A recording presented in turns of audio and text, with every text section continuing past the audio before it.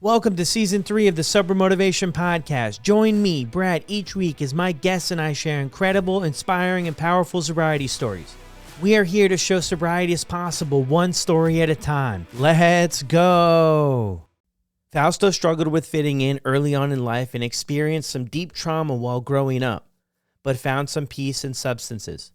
These days, he has over 5 years sober. Fausto believes our purpose is found in our pain, and he sure has had a lot of it. This is a true story of never giving up after life's challenges just keep hitting. This is the Hope Dealer Fausto's story on the Sober Motivation Podcast. Hey everyone, I want to introduce you to what I call the 30-Day Sober Motivation Journal, which is now ready for you to get started. This journal walks you through some of the daily practices I and others have found helpful on the journey of recovery. It includes goal setting, gratitude, mood tracking, and thought-provoking journal prompts every day for 30 days, and more. Grab your instant PDF download today and get started.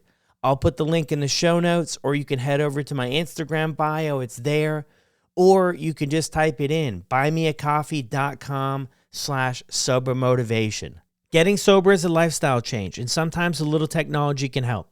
Imagine a breathalyzer that works like a habit tracker for sobriety. SoberLink helps you replace bad habits with healthy ones. Weighing less than a pound and as compact as a sunglass case, SoberLink devices have a built-in facial recognition, tamper detection, and advanced reporting, which is just another way of saying it'll keep you honest. On top of all that, results are sent instantly to loved ones to help you stay accountable. Go after your goals. Visit soberlink.com/recover to sign up and receive $50 off your device. How's it going, everyone? This is an incredible episode, and I really know you're going to enjoy it. Look, I've been getting the question a lot about how to get sober, stay sober. What are some different things that I can do? And there's a lot of stuff that can be done. There's a lot of different programs. There's treatment, there's therapy, there's 12-step recovery. There's just online communities. There's coaches. There's so many different things to pick from. What I think that you have to keep in mind when you're looking at what you want to engage in to help you on your sober journey is, what are you going to be able to follow through with when times get tough? How are you going to be able to stay in the game when times get tough? Whatever your answer is to that, that's going to help you stay in the game, that's what you go with. You know, we're seeing people recover and have better lives from so many different ways. Some people are in programs, some people aren't. But it's, what are you going to do? What practices are you going to bring into your life? They're going to help you stay on track and stay focused when shit hits the fan, because that's guaranteed. It's going to do that. So look at the different options and figure out which one, try different things out, check things out, and get connected to a community of some sort. I think that's our best bet. Now let's get to this episode. Welcome back to another episode of the Sober Motivation Podcast. Today we've got Fausto with us. How are you, buddy? I'm too blessed to be stressed. Yeah, I love that. What a great way to start this show. Look, how we start every episode is the same. What was it like for you growing up? Yeah, for me growing up, I grew up in Orange County, California, and I was a shy, insecure kid, but I didn't know how to label it. I kind of felt like something was wrong with me. So what I would do is, in elementary school, I would watch kids around me and I'd be like, okay, well, they look confident. They look like they're put together. Maybe if I dress like that, maybe if I act like that. And so that was my perception as a kid, always just trying to fit in, trying to figure it out. Because at home, my dad was a narcissist. So very self-centered, selfish, very abusive mentally, verbally, sometimes physically.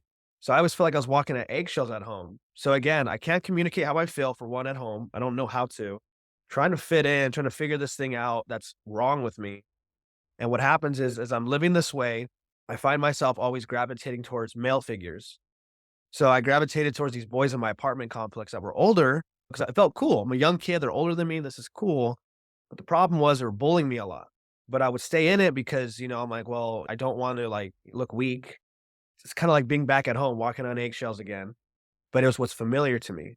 But what happened was, when I was 7, living like this, I got sexually abused by one of the boys. But in the moment, it wasn't traumatic because, I don't know what's going on. I really had no idea what was happening. I didn't know anything about any of that stuff. But what I did remember was, for some reason, I felt like this boy was giving me so much attention that I never got. So I was kind of like, oh, I don't know what this is, but okay, this is cool. I feel important for the first time. The problem was the next day is he went back to bullying me again. So now I'm like, well, this is confusing. Like, what just happened? He went from one person to another person. Was it my fault? And so that's where fear, shame, and guilt was born in that moment. And I made a promise to myself to never feel like that again, which was, like, I guess, vulnerability or rejection.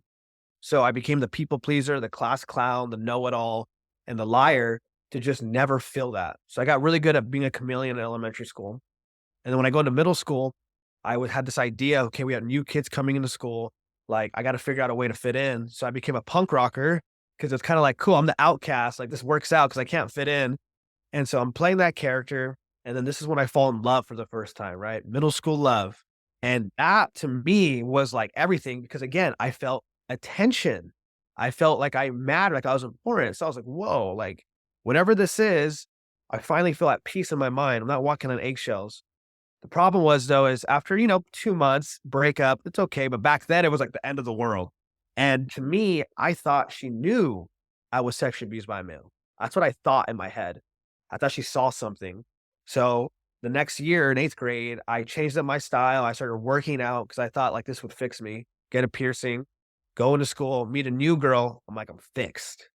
2 months later, she leaves me for a buddy of mine. So in my brain, I thought she must know sexually abused because she must see something that I don't have. And maybe he has a thing that I'm missing because it made me question my sexuality too. I was very confused. And again, I can't say nothing. So I go into 9th grade and same thing. I change up my style, become a skateboarder, meet a girl. I'm like, I'm fixed. Get a tattoo. Sweets. She ends up leaving me because my friend told her that I was cheating on her. So now I feel betrayal from a friend. I think she must believe him because she knows what happened to me as a kid. And so now I'm like, okay, how do I stop going to school? So I tried faking my death. YouTube came out, MySpace was there, put a video out, car crash, me in the hospital, Incubus music. That didn't work, obviously. But, because I'm just kidding. I don't really know what I'm doing. I'm just thinking like this will get me out of school. So I get in trouble because my friends are pissed off. Why would you do that? I didn't realize like that's a big deal. So then the second idea, I was like, I'll tell my teacher I'm hearing voices to kill people. Again, innocent kid thinking this will get me into class for a day. Do it. They send me to the psych ward. So now I'm in the psych ward, go through that phase. I got to pretend like I'm crazy to get out because I learned that. Get out. And now I get my wish. You're like, you can do independent studies. So I feel like finally, for the first time, I don't have to deal with all the stress at school to be hurt, be rejected, to feel like everyone knows what happened to me. I could stay home. And then that's when I was introduced to alcohol. My buddy was like, hey, you drink because I want to fit in. I was like, yeah, drank some alcohol. And I still remember that moment. It was like finally life made sense. I felt connected. I felt joy. I felt alive. I felt like my past didn't matter. I felt confident. I had no anxiety. And I was like, okay, this thing was made for me to want to live life. Because since that happened to me when I was 7, I wanted to kill myself. And at this age, I'm at 14. So I'm drinking, I'm smoking weed, I'm taking ecstasy, just that curiosity is kicking in, not going to school, don't have to get in trouble. My dad's not around now. My mom's very gullible. I can like, oh no, mom, it's nothing. But what happened is we moved from OC to LA. And in LA, I had an older male cousin. So I was like, dude, I'm stoked. He skateboards, he parties, they drink, like cool. So I'm drinking, smoking, skating, super happy. But then he gets into gang life. And so when he gets into gang life, because I'm I want to fit in, I get the gangster style look, become a graffiti artist. I end up doing coke, smoking crack, and then doing meth. And it's when I started doing meth is when I got into this dark place where, I started getting molested by a family friend that was a lot older. But for me, when it was happening, I remember, again, I was confused because I remember it happening to me as a kid. Now I'm back in this moment. I'm on meth. So I don't realize as a 14-year-old kid what meth is doing to me. I know meth makes people, it just makes you really weird. It can make you sexual, all these things, but I don't know that. So as he's molesting me, I don't find nothing wrong with it in the moment. And then what happens is when I realize I can't smoke meth like weed, I try to get off of it. And then I start to realize, whoa, this is so wrong. Like, what is he doing to me? But I was so afraid that he would say something, even though he was like 40 something, I'm 14, because I felt like it was my fault. I feel like it was my fault. So I wouldn't say anything. So I'd go back sober because if I stopped going over, I was like, he'll tell my mom. So now it's getting really weird. It's getting really dark because I'm aware of it. I know it's wrong. Luckily, we're able to move back to Orange County and I got away. So from 15 to 18, I'm just like, cool. Throw that in the past. Don't got to talk about it. Just drink and smoke and do ecstasy. That's it. Just those three drugs. Doing that, the party guy, beer pong, all that stuff. Yeah. And then at 18, I start getting all these tattoos and stuff like that. Like, this will make me a man. And I get a job at a skate shop. I'm feeling super cool now. I work at a skate shop, tattoos, and I meet a girl. Same thing. I'm fixed. Like, I figured it out now. My past doesn't matter. 3 years later, I get cheated on. Don't get me wrong. It was a toxic relationship. I have a part. I know that now. Back then, it was like, poor me. But I get cheated on. And again, I think she must know that I was molested and sexually abused. So I spiral, quit my job, try killing myself, overdose on ecstasy. And then a part of me, because I got in trouble with the overdose, the cops found me, had to go to court. So I chilled out, got a job as a server, got a job bartending, serving. I started taking steroids, getting in shape, more tattoos, GQ model look. I'm like, man, this is the life. I got a car now. I got the coolest job, right? Bartender. And what happens is I meet a girl. So I'm 22 years old. I'm fixed. 3 years into that, toxic again, of course. My addiction's coming out. And 3 years later, I get cheated on. And same thing. I'm like, she must know that I was molested and sexually abused. And that's why this happened. So I self destruct. I get fired from my job. I have 30 grand mal seizures in a month. I'm trying to kill myself multiple times. And I just remember being so broken and just being like, God, if you're real, why are you doing this? Because in all this pain, what's happening is, one, remember, my dad's not around. My mom has cancer now. She's on chemo. I have a little sister. We're a poverty family. We don't have money. And because I'm in my addiction, I'm obviously not stable. And I have depression and anxiety, and I'm insecure, and I think I'm stupid. I think I'm ugly. I think I'm not good enough. And I was, molested, and I was just been cheated on and heartbroken, and I don't feel smart. So there's just so much pain. And I was like, God, if you're real, why would you do this? I remember I had one friend that I met that was a magician that I met when I was serving. And I was like, I hit him up. I was like, bro, like, you're the only person I know that you were locked up, you got out, and now you're like a changed, godly man. Like, I need help. So he picked me up, took me to his house, read some scripture. And for the first time in 25 years, because I was 25 at this time, I felt relief. He read scripture, and what I got from it was, God gives his strongest battles to his strongest warriors. And it was in that moment, for the first time, I felt like this headache just went away. Like, imagine having a migraine for 25 years and nothing took it away but this scripture, because my perception said, wait, I got molested, I got addicted, I got abandoned, I got neglected, I got heartbroken, cheated on, and all these things and insecurities, because I was strong enough to walk through it, to be a voice for other people who need help. And it just shifted everything. And I think it really impacted me because as a kid, I loved anime, Dragon Ball Z, wrestling. I love like superheroes. So I think I kind of felt like a superhero in that moment. Like, oh, I'm like Batman. Like, this is like Batman's story. So what happened was, is this TV show I used to watch, the guy went to AA. So that's the only reason why I knew about AA. So after that spiritual moment, we call my phone. I'm like, oh, AA is this thing. I look it up. It's in Fullerton, California. I go. It's a podium meeting. Now, I don't know about it. They're like, "Any newcomers?" I'm like, me?" Go up, and I'm like, "What do I do?" Like, "Just share." And I shared everything I told you on this podcast for the first time in 25 years, and this guy comes up to me and says, "Me too." That moment proved that spiritual awakening, that where God said that there's pain in my purpose. When someone said "Me too," I knew it was true, and that was the beginning of my sobriety journey, was in that moment. That's where the sober story's gonna start now. Wow. Well, there's some stuff there I can relate with. A lot of it I can't, man. But that part of being younger too, about not fitting in and trying so many different things to fit in and just feeling like at the end of the day, it was all for nothing because it didn't seem to work. I mean, that's my story anyway. And I struggled when I was young too. I mean, hindsight's always 2020, but I'm with you too. At the time, I had no idea, absolutely no idea about what was going on. And I didn't talk to anybody about it. I didn't share with anybody. I was worried if I shared it with somebody, well, how is this going to be used against me? Yeah. Or my parents are going to know. And I just wanted to put on a good show, I think, for people. My folks were trying their best and they did everything they could. And I was still struggling with so many different things, suicidal thoughts. I mean, failing out of school, getting suspended, the substances. And I'm just like, oh man, I don't want them to know what's going on. it just really didn't make sense either because I felt this level of just being different than everybody else. And I couldn't, for the life of me, understand it. So I had to distract myself from it by doing some of the stuff you mentioned, right? The class clown and, Mm, switching the appearances and trying to make new friends and trying to just fit in any way possible. And when I look back now, I'm like, man, nothing worked, and then I can relate with you too. The first time you drank, the first time I drank, I remember it, and at the time, I couldn't put the pieces together, but, like, I was at this party.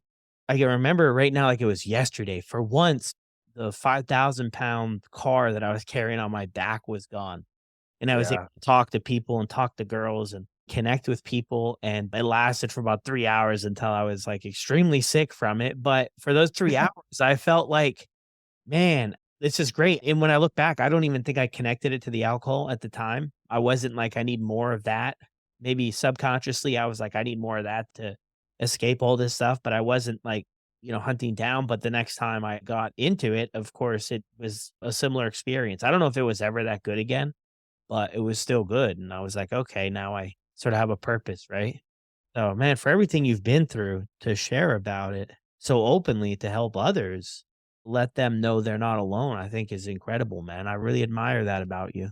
And I've known you sort of in this virtual space. You mentioned 6 years. I mean, I'm thinking like, dude, has it been that long, man? Have I been making memes for 6 years? Like, I think you were the first sober person when I got sober 6 years ago when I made Instagram to follow because I was like, "Oh, there's another sober person, like, on Instagram," and it was you. wow, that's cool. Well, I'm so happy to see where you're at now. So, you reach out to help with this fella, you must have felt some trust or some belief in there, or sometimes things I think just get so bad, we're willing to sort of take a risk in some direction and let the cards fall how they do. So, you reach out to this fella, you're like, hey, I'm struggling with stuff. You go to this meeting and you share all of this. I mean, what inspired you to share all of that? Your story. I mean, my first meeting I went to, dude, I was just trying to not be noticed. I wanted to continue my MO, man, of just to slide in and slide out. So, walk me through that a little bit, man, how you get up there and that all played out. Honestly, I think God used my defective character of center of attention as an asset to get me clean and sober. Because I've always, again, remember, I love the show Jackass. I loved extreme stunts. I love doing food challenges. I was making YouTube videos since elementary school before YouTube was out. So I've always had that performer in me. So I think God was able to use that to its advantage. So to me, I was like, oh, I'm still getting attention, but at least this attention is actually helping me instead of hurting me. So that I truly believe is why I was able to from day one just to share it all. And I truly believe it was that spiritual awakening was so powerful. Like it still gives me goosebumps to this day because I've never felt so high in life. And I think that moment was so powerful because I was so broken that I was just like, whatever this feeling is, I want this. And so I was very, very motivated, I think, in my spirituality to just do whatever it takes. And everything just felt right. You know what I mean? Like it didn't feel like it was hard. It just felt right. And there were so many blessings that were coming into my life that first year because of it. I felt like I was lying to myself what I was seeing and feeling, but it was all real. So I think God really used the center of attention defects to push me. And it was that spiritual experience that really motivated me to keep on going. Wow, that's beautiful. Before that time, had you ever tried to get sober before? You ever Yes. I think I tried to get sober because of to get attention. In high school, I was like, yo, I'm quitting drinking. I'm at this high school party. I got my little duels. This is what you do. I'm gonna get in shape. Mm, Lasted about a week. But I think at like 21, I started to know I knew I had a problem. Cause it was like, bro, like you took like 20 pills of ecstasy, dude. You woke up in the hospital. Like, hey, you blacked out, you crashed this, they found you in a park like half dead. So I started to see that I had a problem and I would try for like, a couple months here, but I didn't know about AA or was godly at all. So it was kind of just like, okay, I just stopped, work out. I think I watched motivational videos, but it never worked out. And then I tried 6 months before I really got sober. I tried 6 months, like really out there making videos. No AA though, because I didn't know it. That didn't last either because it was just like, that 6 months. I was like, you know what? I feel like a boring person. Let's drink. And then that just took me on a 5 month binge that got me to my rock bottom to get sober in AA. But once I walked in the AA the first time, I've stood sober since. really? Yeah. Wow, that's incredible. I'm surprised you hadn't heard about it too throughout it. I mean, that's sort of like if anybody's like, "Oh, I need to get sober," it's like AA or NA, you know? I mean, it's just readily available like all day, yeah. So that's a little bit but maybe you weren't hanging out with those type folks. Yeah, I mean, yeah, because I was bartending, but I'm hanging out usually with the people who party still. Oh, yeah. Yeah, there you go. Yeah, there you go. Well, that's so you stayed sober since you went to your first meeting. That's incredible. Do you hear that story a lot? Do you think a lot of people stay sober from their first meeting? No. I think the only person that I know that's done it off the top of my head is my sponsor, and he has 33 years. Wow, that's incredible. So where do we go from here? So you've got this spiritual experience, you got this first meeting where you wanted to be under the spotlight and you jumped right in there, man. And where do you go from here? I mean, how did you know like this was a for sure thing? I mean, they say one day at a time. I mean, was it like that for you or what was your experience there for the first 6 months or a year? Yeah, so for me, the first year, my sponsor said I was on a pink cloud for a year. I really believe that God knew that you need a pink cloud year to get past it. You need to be so overconfident. You need a bunch of miracles to happen, and you need everything to work out in your favor this first year to build a foundation to get ready for how really hard it can be. So, in my first year, like I said, I get that spiritual experience. I'm on fire. I don't know about not putting it online. I didn't know about that. So I put all the stuff I told you the same day I had that spiritual experience on Instagram and Facebook. And so when I got this feedback from people like, dude, thank you for sharing that. Oh my gosh. And these are people from like India, Japan, like different places too. Again, that center of attention, right? I was like, oh my gosh, like God is real. I am the voice of hope. My pain, there is purpose, and I'm going to change the world. Like, this is it. So in my brain, I went, okay, what do I do? I went vegetarian because I heard that meat gives you anxiety and fear. Is it true? I don't know. But I said, okay, went vegetarian. Then I said, the TV distracts you. Okay, got my TV, gave it away to somebody at the gym that needed it. And then I said, what do I do? Read books. I started reading 5 books a week, 5 books a week, meditating every day, went vegetarian, not watching TV, just podcast, running every day, working out 3 to 4 times a week. And the jump rope was one of the tools that I used to start working out. And the jump rope told me that this jump rope's going to save your life. And you need to tell the guy who made it that it saved your life. So I said, okay, who made the rope? Buddy Lee, Olympic athlete, speaks all over the world, like huge, famous, like super successful athlete. Okay, cool. I guess I'm just going to jump rope every day, make videos about recovery, talk about my trauma, and this is my way. And I think because so much attention was being put on me that it fueled me. I went every meeting I went to AA in the first year, I was sharing at every meeting, probably too much, but I was just that guy like, oh, I got something or oh, I know it all. But I was always a kind person. So it was never bad intentions. And so what happened was the jump rope stuff, I started getting really good at it. I started, seeing things differently. I started winning these jump rope contests. The number one jump rope channel did a story on me. The guy who made Mayweather's ropes did a story on me. A year later, I'm working in treatment now. I'm noticing my gift of connecting with people's real. So like all these things are just happening for me. I meet this community, the Magic House, where we're having events of like 1,000 people and their parties, all recovery. So I'm like, dude, like I didn't know any of this was here. This is just working for me. So I was so motivated to do whatever it takes because I was finally happy. That's the thing. I was so happy for the first time in 25 years that I was just running on it and doing it. And I truly love people. So it made it easy for me to help others. And then a year later, the number one jump rope guy calls me, flies me to DC, certifies me. He asked me, what do you want to tell me? We're at Benihana's. And I'm like, your jump rope saved my life.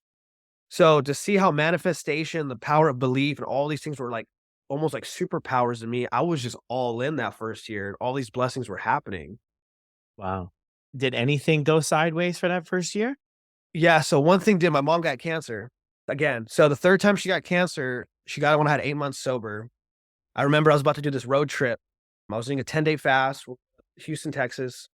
And the day I'm leaving, my mom goes, hey, my cancer's back. She's like, hey, go on this trip. Like, I'm good. I got another meeting with the doctor. Mm. So that was hard because I remember, I want to say it's probably like maybe 2 months into her chemo that year. I had like 10 months sober, maybe at this point. I'm driving and I get a phone call. She fell out at the mall. The ambulance picked her up. They're rushing her to the hospital. I remember driving to the hospital angry at God. I was like, God, I got 10 months sober and you're going to do this to my mom.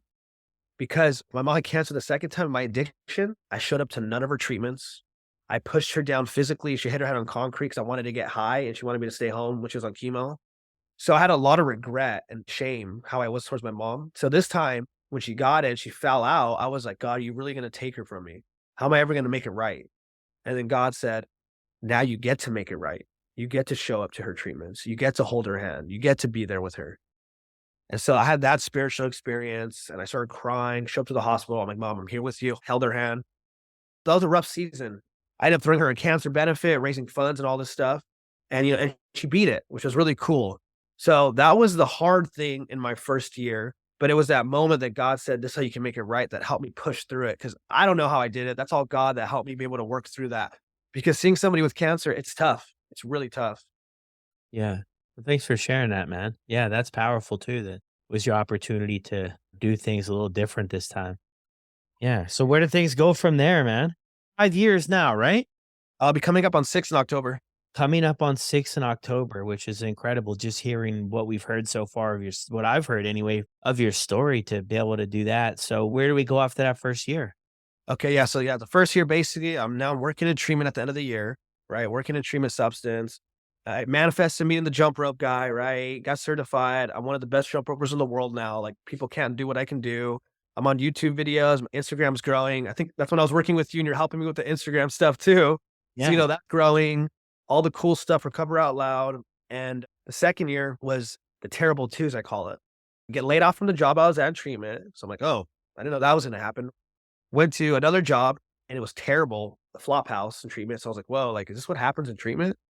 Got a Mm. third one, same thing. And I was like, what is happening now? Like, is there no good treatment centers? And then I'm freaking out because I'm like, I'm a high school dropout. Like, what do I do? I can't go back to bartending and serving because, I'll relapse. I just remember like freaking out that second year. I was depressed. I was suicidal. I was like, what's happening? And then somebody told me, this is a terrible twos. Like, your emotions are coming back, man. Like, you're on a pink cloud that first year. Like, this is reality. You got to process these things. And so that second year was really rough emotionally. And it wasn't until maybe like 7 months into my second year where I had an epiphany. And it was literally, I went to another job interview and I was like, I'll give it one more chance, treatment. Like, I'm just over it. I go in and the guy goes, unfortunately, we don't have a position for you. So I was like, of course, I came here wasting my time. But we ended up having a good conversation about like what I do. I showed him my YouTube videos and what I do. So I leave, I go sign up for college, online school, Intercoast College. And I was just like, you know what? I might as well try it, be a counselor. Like, I don't know what to do, but it's a lot of money. And I hope I don't screw it up like I did in the past. So there's a lot of fear, like I can probably be impulsively doing this like I normally do. The day after I signed up for school, I'm crying to God at night and I'm like, God, like, I don't know what to do. What am I gonna do for work? I got to pay the bills. My mom's going through chemo. I know she's doing better now. Like, I don't know what to do. And someone said, you got to get specific with your prayer. So I went, okay, God, you know my heart, this and that. I just need a job that pays this amount of money. It's not a lot of money. I just need something like to help out because I don't want to go back to bartending. Please, God, please. The next day, 6 in the morning, I get a call from that interview, but they didn't have a spot. He goes, hey, I know we don't have a spot for you to be a tech, but God wants me to make you a counselor. Something about you. And I'm like, counselor? I was like, I thought I had to go to school. He goes, no, as long as some people have their degree, you can work under them. So now I'm like, whoa, God. So now I'm a counselor, and all of a sudden I'm happy again my second year. I'm a counselor, big treatment center, tons of people, new people, speaking, group facilitating, all that, feeling like, man, I am meant to do this. And then, I go to Thailand, go out of the country, enjoying that stuff. That was like the second year, right? I get through that. And in the third year, the challenge that comes in the third year, well, this was a hard one. So this is COVID. So we come into COVID year, I'm counseling, I'm going to school, I'm jumping rope still, Instagram, all that stuff, getting on some magazines, getting on some podcasts. I remember I'm in this relationship. I'm happy in this relationship. I'm living in a bougie place finally, like, because COVID, the rent was cheap, got a good place, got a car, mom beat cancer. But what happened was Irvine's expensive. Living in Irvine and California is expensive. Working in treatment, you don't make a lot of money. So I was like, okay, God, like, damn, dude, like, now what? Do I got to get another job? Like, what's the point of this? They pay you shit in treatment. So again on my knees, be specific. God, it's expensive here in Irvine. I don't need a lot more money. Give me like a $4 raise. Like, give me like a $4 raise. That's too much. Like, just give me that. And what happens is I visit my friend to check up on him and we hang out. The next day I get a call from the owner. He's like, hey, are you looking for work? I'm like, no, I just went to visit your son. Oh, I thought you're looking for him. No, I'm not. He goes, oh, well, we're expanding and we want to hire you. I went, really? He goes, well, how much are you getting paid? So in that moment I went, about to say I get $4 more an hour. Why not? So I said that and he goes, all right, cool. We'll pay you that. So then now I get this job, another spiritual experience. I'm like, oh my God, making more money now. This is cool. Another prayer answered. But what happened was 2 weeks later, I got very selfish. I went, you know what, God, hey, can I get some more money? I think I need some more money, God. I didn't realize about taxes and all this stuff. Like, I want more money. So what happens is after that prayer, I have a dream. It's Christmas night. I have a dream and my partner cheats on me. That's my dream. And I just started reading a book about writing your dreams out from Jim Quick. So I literally have a dream journal next to me. I'm like, oh, that's weird. So then I go to a meeting that day, AA, share, and then I call my girl at the time, like, hey, because the codependent side of me is like, I got to show up now for like extra, like, let's go out to dinner. It's on me. So she goes, yeah, we'll go out to dinner. Cool. I get home. She's at the gym. And I remember, okay, because I'm not a jealous person. I go, her laptop's connected to her phone. The dream is messing with me. I'm just to be safe, God, I'm going to look. And yeah, she cheated on me that week when she went to visit her family in Bakersfield for Christmas. So I was like, I remember just sitting in this Irvine apartment and I felt like the trauma from being cheated on. Remember, like I told you, my past, because I thought because I got God in my life, I'm sober, I didn't think I would ever get cheated on again. That's what I thought. I thought I would choose better. So when it happened again, I had a moment of so much anger. I was so mad. I said, God, you know, this is the worst thing that has happened to me, being cheated on, and you're letting it happen to me now. I have my name on a lease. We have a pet together. I can't afford this place by myself. She can, I can't. And you know, this is the thing that can make me relapse. But I know in my head I can't relapse. Then I want to kill myself because that's part of my story, but I can't kill myself. That doesn't solve anything. I was just so mad because I didn't think this would ever happen. But then it clicked. All I hear is call your support group. So I call my A guys. Hey, this is what happened. We're on our way. They come over. I call her. Hey, I know what happened. And she's like, well, what are you going to do about it? And again, my heart sank deeper.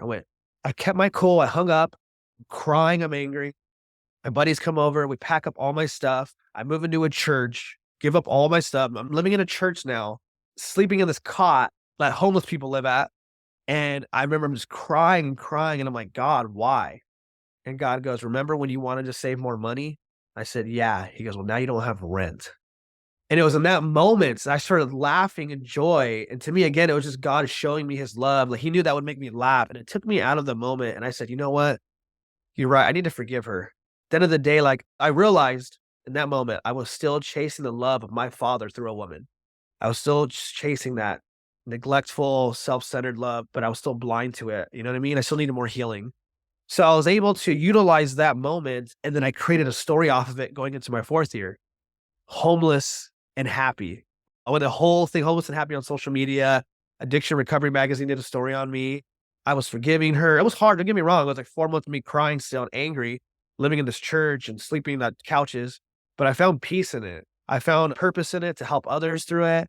And when I was able to forgive her, I started doing EMDR therapy, which in my 4th year, EMDR therapy like forever changed my life. It made me realize that I was still chasing my dad's love. I was still living in fear because trauma's in the body parts, not your mind. So it literally felt like I took a Xanax for life. So I was grateful that that painful experience put me in EMDR. I forgive it, let that go. And in my 4th year now, I start my own business for the first time. And so now in my 4th year is where I'm able to start the SoCal Hope Dealers movement with Michael Ketter, who's on America's Got Talent, famous singer, group therapist, now my own business. So my 4th year was amazing.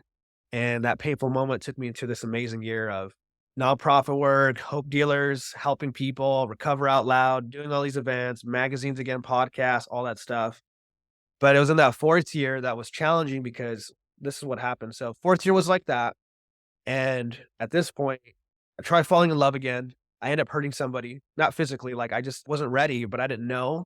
And I felt bad because I've never broken up with anybody at this point.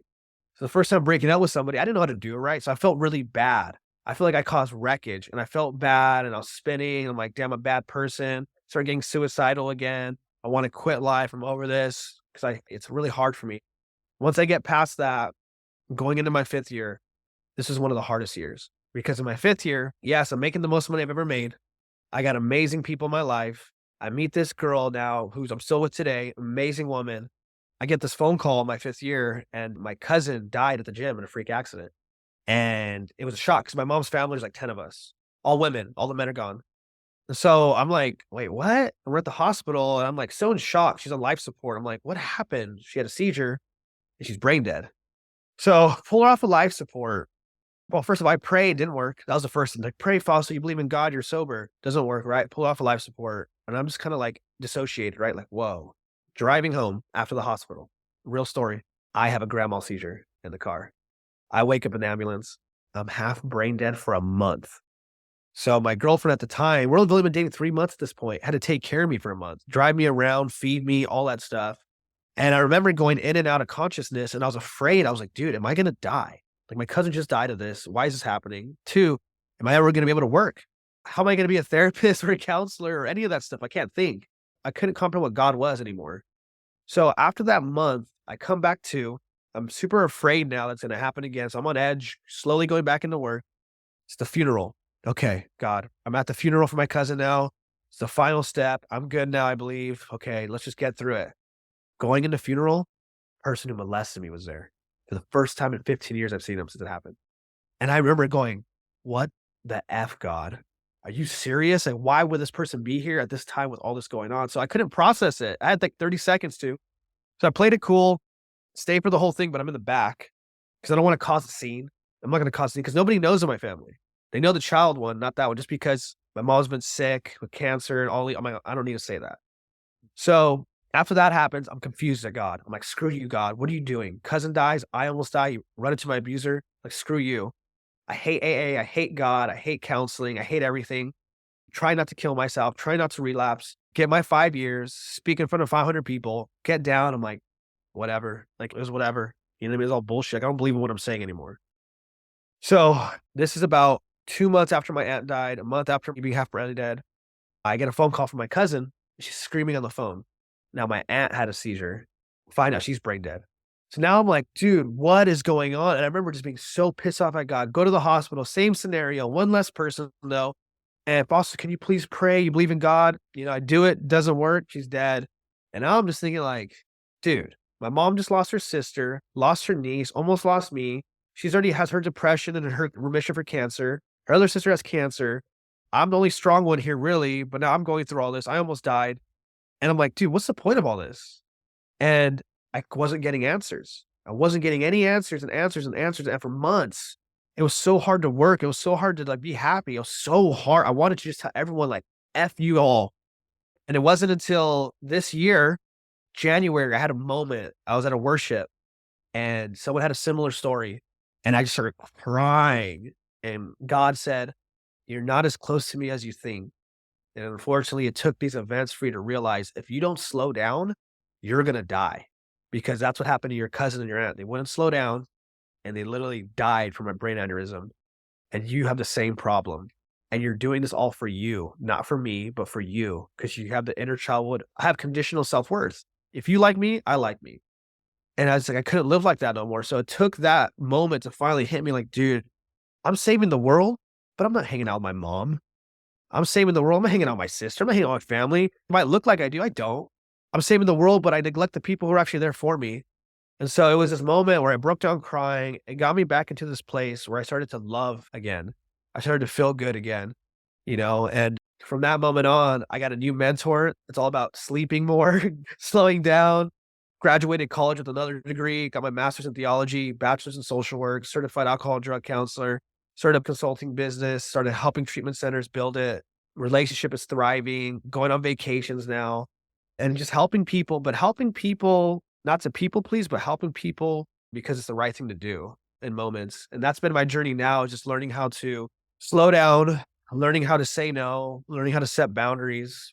I don't have to be the guy always, and learning how to work on my FOMO because if I don't, I will die. I know that I will die physically if I don't slow down because I learned the problem is I never felt like a priority to any male figure in my life. And that's really messed me up because my dad has still not come back into my life. He's still the same dude. And that wound of never feeling good enough is that thing that I really need to learn to let God fill up because if not, I'm going to literally physically die because it's a wound of mine that is really hard to get over. Yeah. Wow, dude, that's a lot of stuff throughout your sobriety, man. I can relate to the one thing you brought up there at the end too, with not always the best in the relationships that are the most important, but we're a different person when it comes to business or clients or friends. And I actually heard this last night, dude.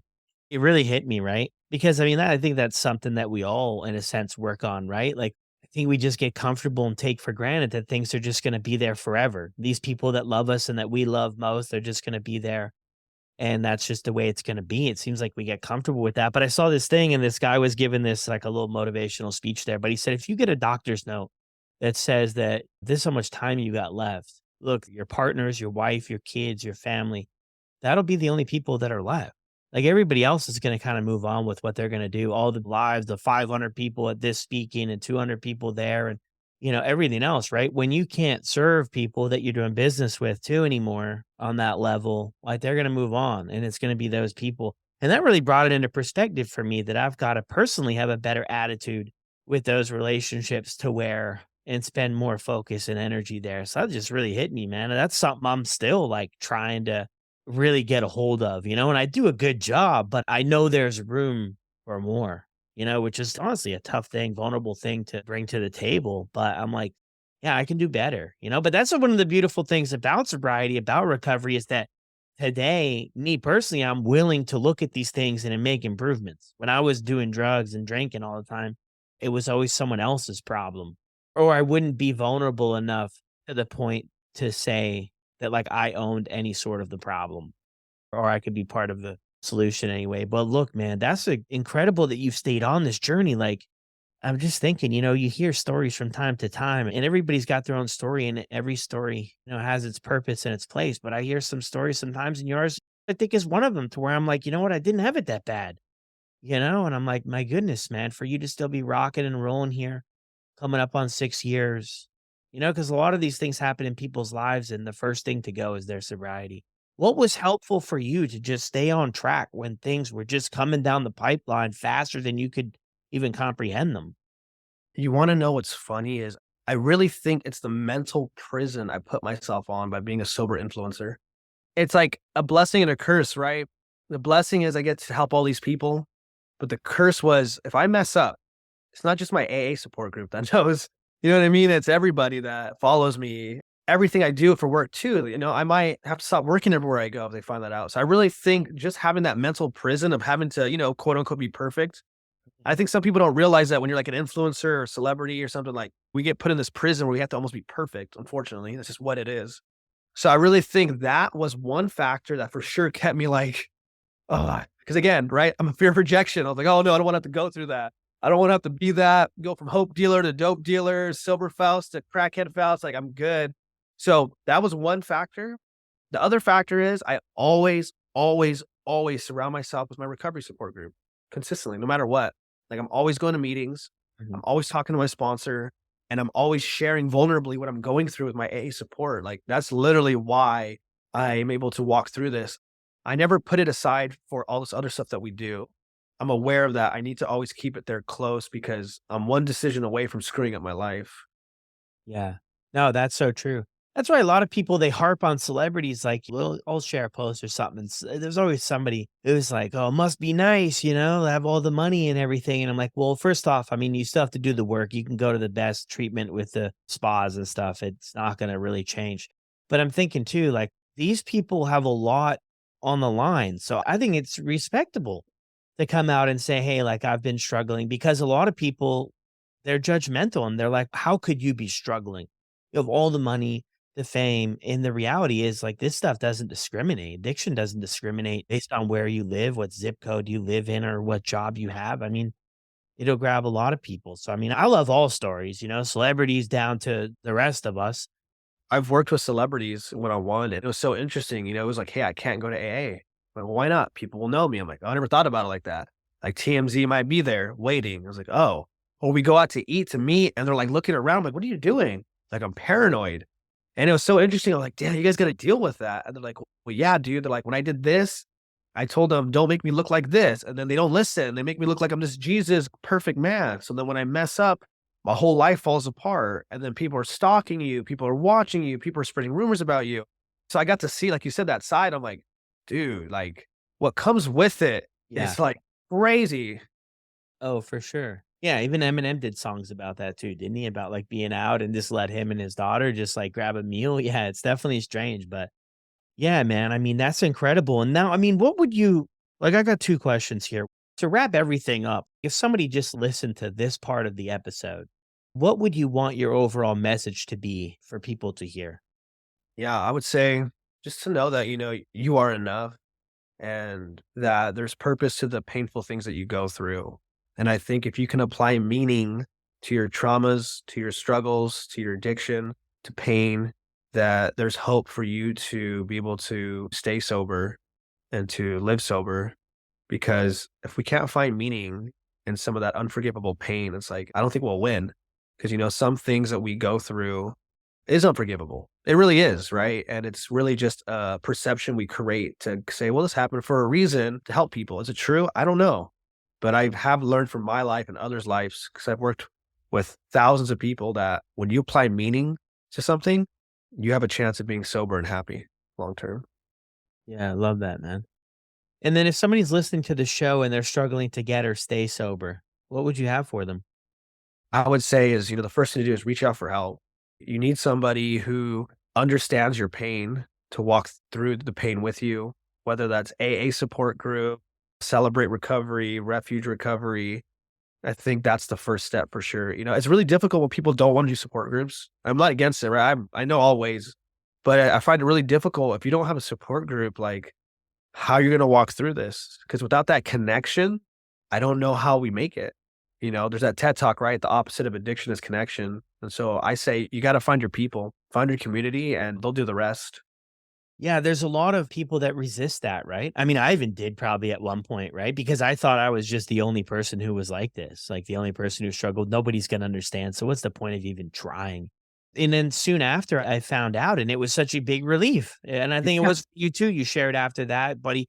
A guy came up to you and said, "Me too." And it changed everything. And I think once we find other people and we don't feel so alone, the shame, we can start to work on that too, because we feel bad about, and we have these thoughts about ourselves and the story we've told ourselves and this, everything else that's going on. We need other people to bounce the ideas off of. And like, it's just nice if I'm struggling and I reach out to a friend of mine and I'm like, yo, this is what I'm struggling with. And they're like, man, I've been there. And I'm like, good, because I feel like I'm the only person who's going through this and it's really weighing me down. And it seems to change everything. For me, it really seems to create willingness. When I share with somebody else, after I share with them and they say, you know what, I've been through it too, now I'm willing to do something about it. I look at meetings like insulin. The meetings are like our insulin to live. And, you don't got to do insulin every day. Maybe in the beginning you do. And then there's the maintenance, you go every now and then. But I really feel like the meeting is our insulin. It gives us life. I look at the meeting like a gym too. And the steps is the routine. You're not going to go to the gym, just stare at the weights, flirt with girls, and expect to get in shape. Right? That's how go to meetings. Hey, what's up, girl? Da da da da da. And then they're like, man, this doesn't work. It's like you haven't tried the routine. Work the steps. Give it a shot. And I think when you do the routine, which is the steps, you have your community to cheer you on and to have fun. I think that's how you do it. And that's why I always tell people, don't judge one meeting from the beginning. Like try different meetings, because there is meetings I'll tell you that I hate too. I'm like, this meeting sucks. These people suck. Try another one. Yeah. And I mean, that goes for all things that we try. Like for years, I tried therapy and it was terrible. I dreaded it. But when I was ready to actually engage in therapy and be a willing participant in what was going on, everything changed. And I Yeah. think it's like where we're at is Yeah. how we're going to see things. And, this week you might be in a different place than you were a year ago when you tried your first smart recovery or your 12 step or refuge recovery. And you have to try different things when you're at different places because your willingness might have changed and you can gain value from stuff. But yeah, I'm a big person at too. You have to be willing participant because I host some groups too, when I was working at a treatment center for 6 years too, and there would just be those folks who just literally hung out for 6 months. I Yeah. mean, it was literally a summer camp and that's good. And I mean, I was proud of them for, sticking it out because they didn't have to stay there. But I saw the people make the most progress or the people who ask questions 24/7. Mhm. They were like 3 and 4 year olds because they're asking about all this stuff and they made the most progress because they were actively participating in like their own healing, their own recovery. Yeah, I love that though, man. You got to get connected one way or another. You got to get connected with other people on the journey because it's going to be so helpful. It is because recovery is kind of like getting in shape too. To think about it, right? Like everybody can get in shape. There's no secret to getting in shape. It's just, are you willing? And if you're willing, you'll get the results. That's recovery too. It's not that it doesn't work. It's like you're just going to be willing to do it. Yeah. I love that. That's straight to the point right there. Anything else, my brother, that you'd like to mention before we sign off, man? I really appreciate you, dude, so much for coming on. I mean, first of all, I just want to say like thank you for having me on here because, like I said, I don't think you understand like how big of an impact you had on my life. Because remember, my narrative was purpose in my pain, and seeing you on Instagram when I was like, wow, people do this, and just you replying, bro, like that's awesome. Because you would say like that's awesome. You respond.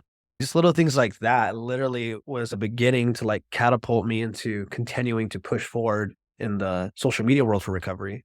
And so I just want to point that out. Thank you for that. Thank you for having me on this episode. And for anybody that's listening to, if you want to get in contact with me, Instagram is the best way, Hope Dealer Fausto. And I will be launching an affordable, I call it advising and coaching, but really it's therapy subscription for like $9.99. And it's going to have how I broke through codependency, addiction, sexual abuse, how I overcame being cheated on, my celibacy journey, loving myself, manifesting your dream. And it's just a community to connect with. And we're going to do lives, we're going to do dinners, and we're going to have a lot of fun. And it's just to make people have a place to come and feel safe. Oh, dude, that's incredible. Dude, if you're telling me it comes with dinners for $9.99, I'm in. Dude. That you're for the dinner too? Where are we going, man? They have some private chefs come out. Going to McDonald's for $9.99 a month? I'm in, dude. Yeah, that's incredible, dude. Yeah, I wish you nothing but the best on that. Yeah, man, everything, dude. And like I said before, dude, I really appreciate it, man. I feel this is going to be really helpful for a lot of people, man. Because you really never know what all these stories I've been hearing recently, too. And I mean, I'd probably known a little bit more about you just from seeing you for so long, but a lot of them, man, you just really never know what people are going through. You know what I mean? You just, man, the more and more I hear it, I'm just like, man, you really have to be ultimately kind in every interaction you have because you just never know what battles people are facing or fighting. And this just is a great reminder of that, man. Because if people were to see you and see your personality and stuff, like it definitely doesn't always show, right? And this is what you've been through. You know what I mean? It's a lot, man. And for where you're at, dude, I just nothing but love your way, man. Thank you. What an incredible episode. Look, Fausto was just incredibly vulnerable with us all on the show. What he's been through, what he's still working through, even in sobriety, things haven't just panned out as all miracles. There's been challenges, there's been up and downs. And I mean, that's just life. And everybody's going to experience it a little bit different. But I really appreciate Fausto coming on here and really showing some love for the podcast and telling us, sharing a real vulnerable story of what's possible in sobriety. So look, reach out to Fausto on Instagram and let him know that you appreciated the episode. You can find him on Hope Dealer Fausto, Fausto. Send him some love. Tell him thank you for being on the show. I love nothing more than that, than people reaching out and just letting others know that they appreciated them coming on the show, because it's not easy to do. I mean, you're sharing your story with the world, right? So do that. And look, everybody, I appreciate all your support and kind words and everything. I mean, it's incredible. It really is. When I started out this podcast, I had a vision.